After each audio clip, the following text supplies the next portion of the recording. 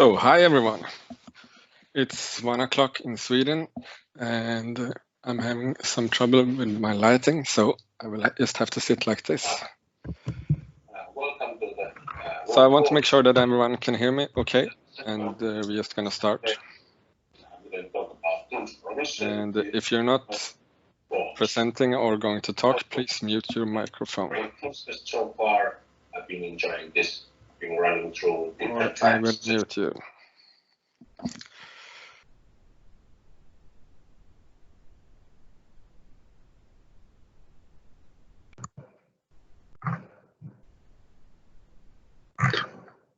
And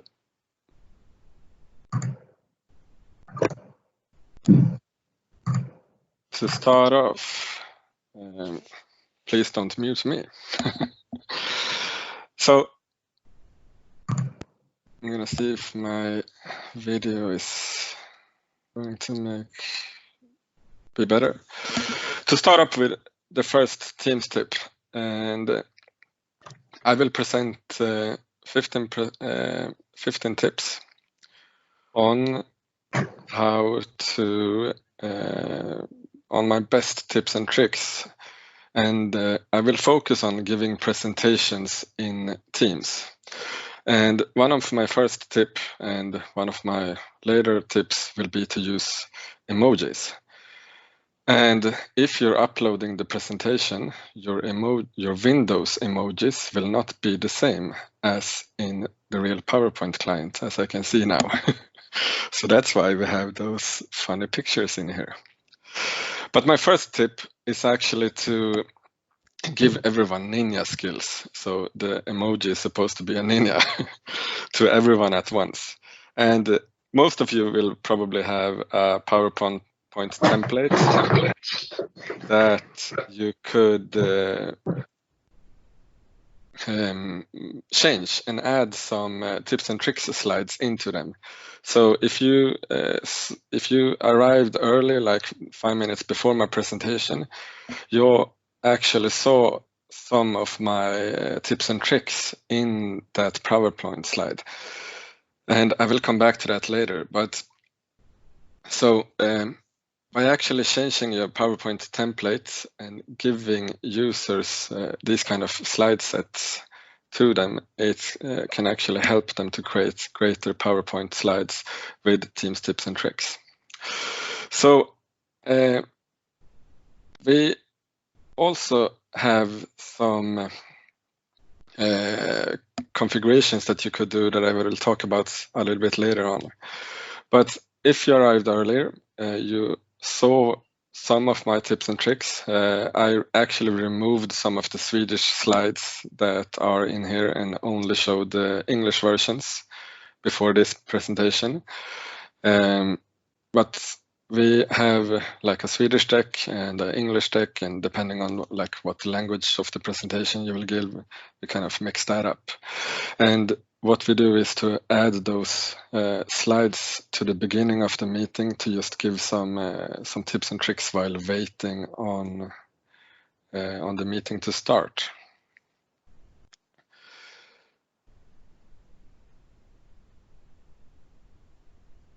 So what I have also done, this is basically not a Teams tips, but it's a presentation tip, either if the meeting is on Teams or actually a live event.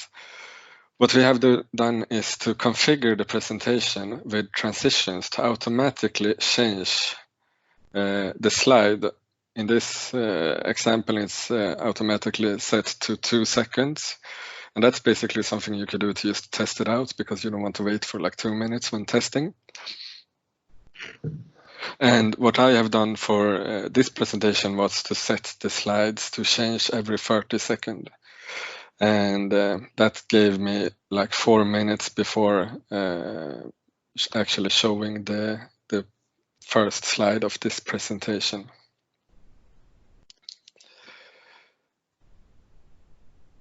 So, and if you want to have a copy of these 2 slide decks, please add me on my Teams address. I have stolen this from Ville, my friend. And this Teams address is, of course, backward and image compatible, so it works with legacy systems like email as well. But you could just ping me on Teams and I will send the presentation, either the start slides or the full presentation later on. So one of my next tips, and one that I actually don't see that much, and I can't really figure out why, but what I think everyone should do is to set up a Teams playground and just kind of audit this and have some be in this Teams playground and help out the users when they kind of play around in here, just like you do with your kids. So if you have younger kids, you probably won't let them play around in the team playground by themselves. So you would probably not do that in Teams either. And so since everyone is actually presenters in here, if you play around with the presentation, even though I encourage people to play around and see how the features actually work, please don't do this while I'm presenting. But what you could do is to set up a team playground, schedule meetings, upload presentations, play around, sit 2 in 2 or 3 in 3, and just play around with all the features in Teams, and change slide during the presentations, set the settings to make sure that only presenters can change slides, and encourage people to try out things in these walled gardens so that they can't break things. Because another thing that I also encourage people to do is to set up Teams training camp. And the difference here is that the playground is more like playing around and just seeing how things actually works. The Teams training camp is actually something most of you have done when you were younger. If you trained some sport, a team sport or something like soccer, you all trained to become a great team. But in the work space, we don't often see this. It's more like everyone for themselves. So there is a tool set called the Art of Teamwork that actually try to help teams build greater teams and help them with the teamwork. So I encourage you to browse through the set, and at the end there's also the full toolkit that you can download with all the materials that you could use. And what I encourage you all to do is to browse through this kit, read all the documents that you can download, and then to start with, set up a Teams training camp with your internal team that you work with daily, to just see how the material is supposed to work.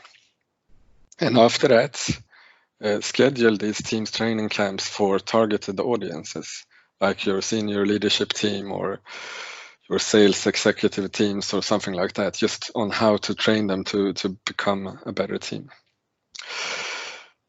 My next tip is to build things to help out. And what I have done here is to actually open up the App Studio and simply add teamsdemo.office.com in the App Studio as a personal tab. And then I just publish that.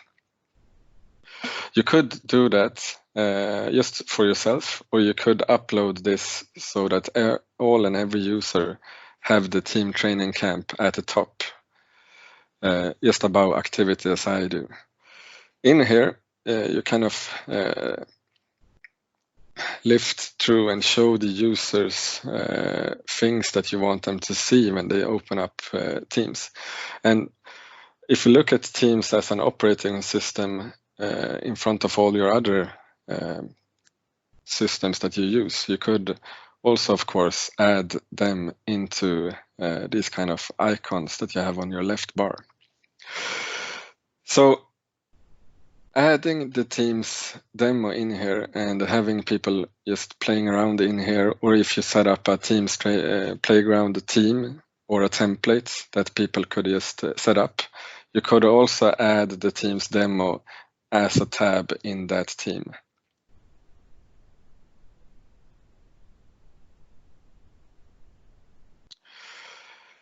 So my next tip is more kind of practical, and it's actually multiple tips in here. So when using the mobile client, you could press at a message and hit reply.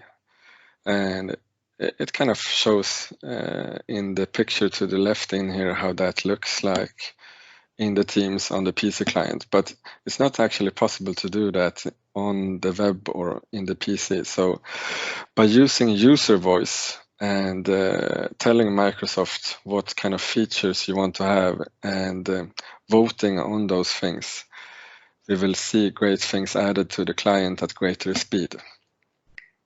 So be sure to explore the clients and see what you actually could do, and please also use user voice and vote on the tips and things that you would like to see added to Teams.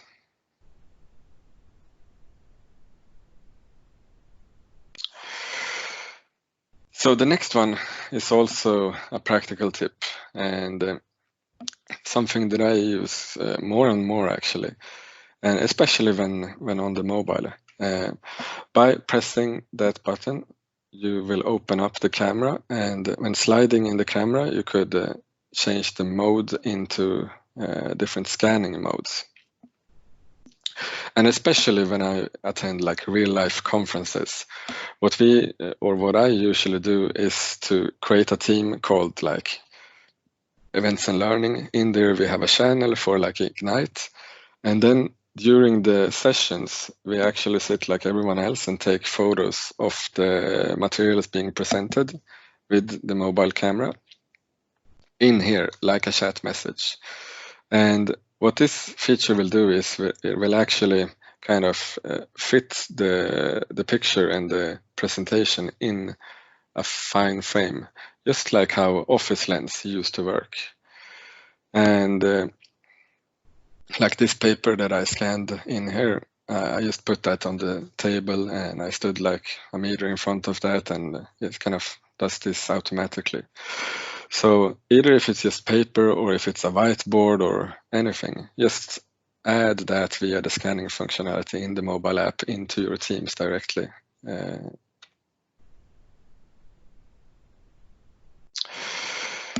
So my next tip is actually to speak the language of the user. And if we talk directly to like end user, or if we talk to senior leadership, or if we talk to IT, we kind of have to adopt their language when we want to learn out things into how they see things. So for example, I was trying to explain where the slash button and the backslash button was to a bit older lady that I worked with later on. And she's like, no, that's the uphill key. Oh, why didn't you say the uphill key from the start? And she had no idea what the slash and the backslash was. But I also want you to remember this key. So if I just say hit slash or hit backslash or whatever, you're probably not going to remember that and probably not going to use that. But by seeing this picture, I hope you will actually use that key in the top bar.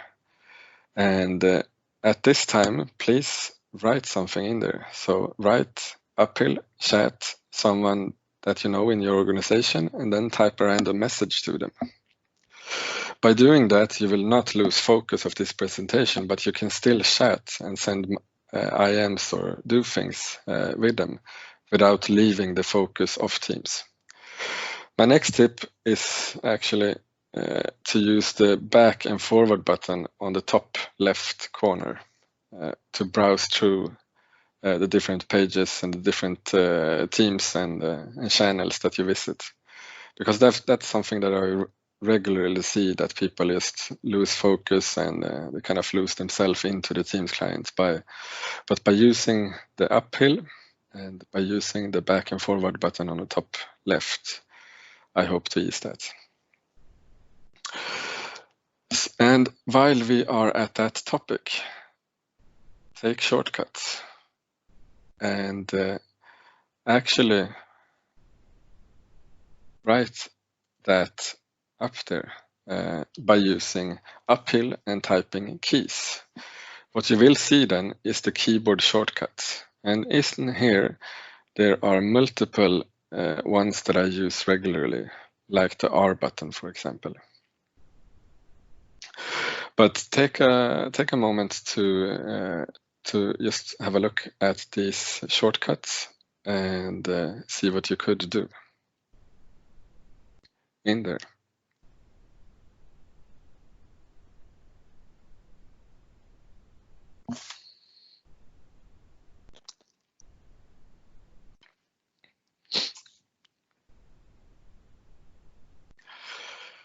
And while we are at the topic of shortcuts, I guess that some of you have seen this picture before. This is something that we have done in the IT industry for a long period of time, where we design things. And I see that quite often in teams at customers as well, where they have kind of over-designed teams with like 30 different teams for kind of the same topic, and in these 30 teams there's 60 channels with kind of the same topics, and the end users don't actually know where to find things. So the help with this is obviously to search for things, because it's impossible to actually keep track of where everything is. So by just using search is my main tip on how to fix things. But we also need some governance with regards to how we do the user experience and how we design things. And as a user, we love to take shortcuts. So as this picture describes, so how could we kind of think as a user when we design channel, sites, teams, and hubs, and the SharePoint design in the back, and where we put these files and everything. So I often see that we overcomplicate things, but try to keep it simple is actually my best tip. And I know that there are multiple sessions today that will actually be more specific on things you should do, but keep it simple and think as a user when designing things. So going back to emojis and PowerPoint web app.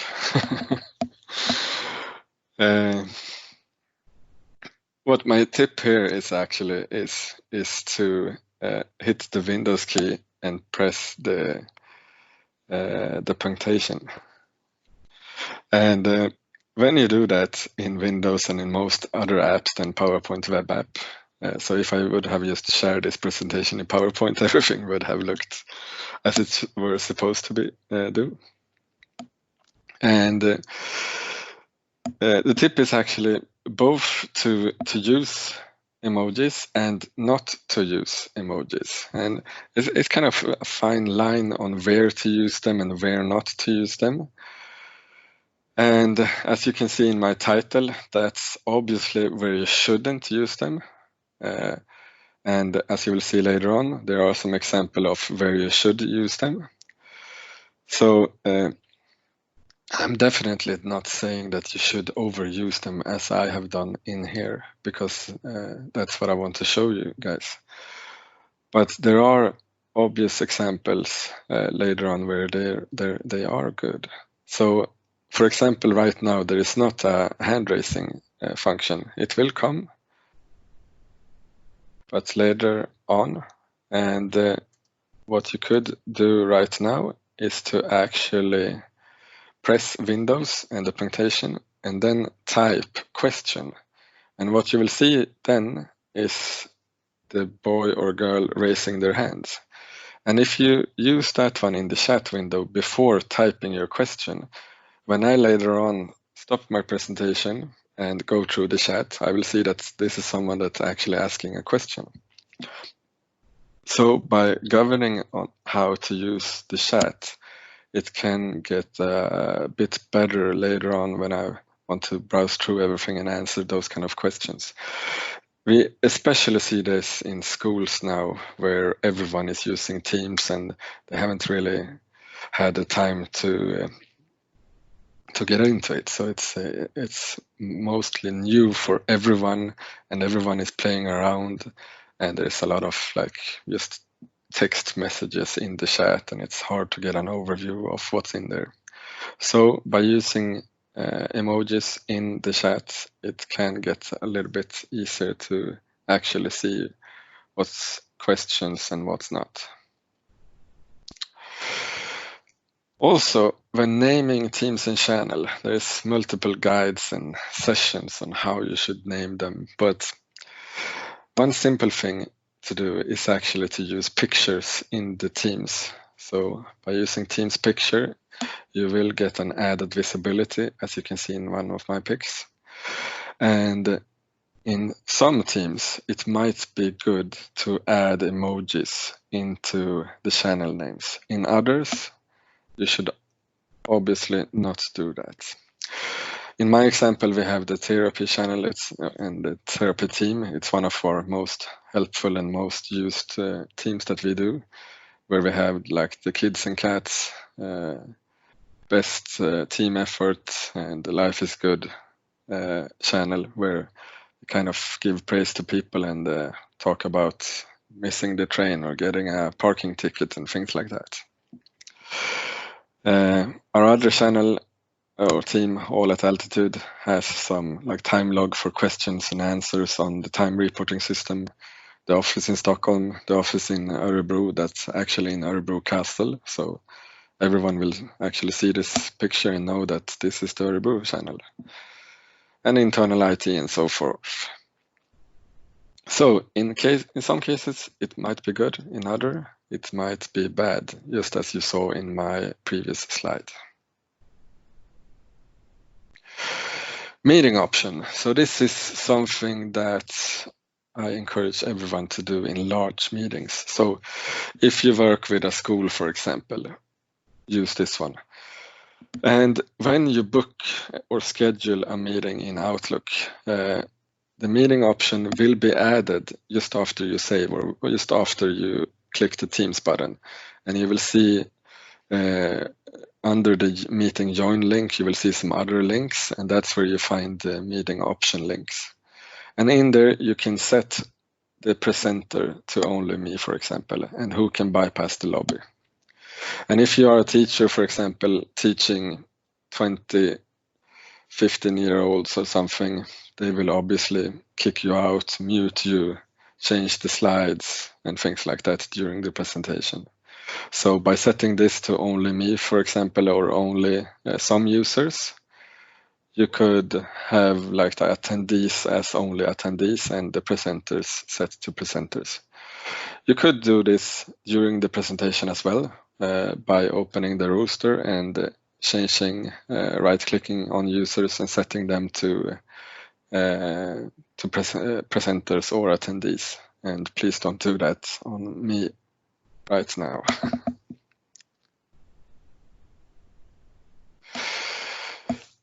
So the next one is something that I see that end users always ask me, like, how do I get help? And should I call you or could I send you an email asking questions and things like that? But and I don't know why people don't press this button. Do you guys do that? Have anyone used this one? You could just give a thumbs up or down in the chat window, for example. But anyway, it's actually a great resource and that I wish to see used more. So, and someone says, yes, that's good. But I actually encourage users to use the help button. There's also the what's new in there, where users will find the things that are new in the in Teams. And as someone is saying in the chat, the short videos are great to point users to. Thanks, Jason. And they are kind of great. And you don't have to spend time and money on creating this kind of content because it's just in here. What you could do and spend money on is to add like extra things in here and to add things like, for example, no, I lost that slide somehow. There was a slide earlier where I added the Teams demo as an app. So that's something that I think everyone should do. And while we are at this slide, and we have 5 minutes left, so I also encourage everyone in meetings to get interactive. So either unmute and give us your best Teams tip, or chat. In the chat window, press the Windows and punctuation and write tip, and you will see someone tipping their hand when you are writing your tips in there. And also, it's good to have cats and kids in the presentation, as you could see in one of our therapy channels. Hello, this is Magnus. Hey, Magnus. My tip is, if you are in a meeting and don't have the possibility to use video, say your name before you speak, because that makes a clarity for everyone in the meeting. Yeah, exactly like you did now. Yes. Yeah, that's perfect. That's good. Anyone else? Don't be shy.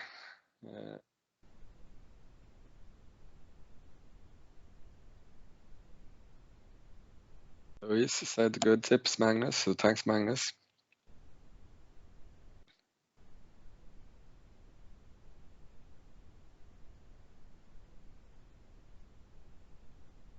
Anyone else? Just one more tip, please, from someone. This is Magnus again, so I guess it would be someone else. Your tip is to use the Snapchat filters. Yeah, I've seen a couple of questions about this in Twitter and tech community. How to get a fun filter when you're at home and have meetings? Yeah. Install Snap Camera. Exactly. You want to type the URL in the chat as well, so I don't steal your tip, because it's a great one. We actually had a conference, a kickoff conference last Friday for my company. We were supposed to meet live, of course, but during these times. And we actually had a lot of fun with that camera, but my tip is to kind of try to save it to the end, or create a channel called like water cooler, where you have an ongoing meeting where everyone can play around in, to keep the normal sessions to business without all the fun. So bonus tip, check out my friend Sville's session later on in room 2 and room 1. And with that, my name is Tommy Clarke. You will find me at tommyclarke@altitude365.com. That's my Teams address. It's also backward compatible with email clients, or at Twitter. With that, I would like to thank everyone, and please rate my session, and I hope to see you again.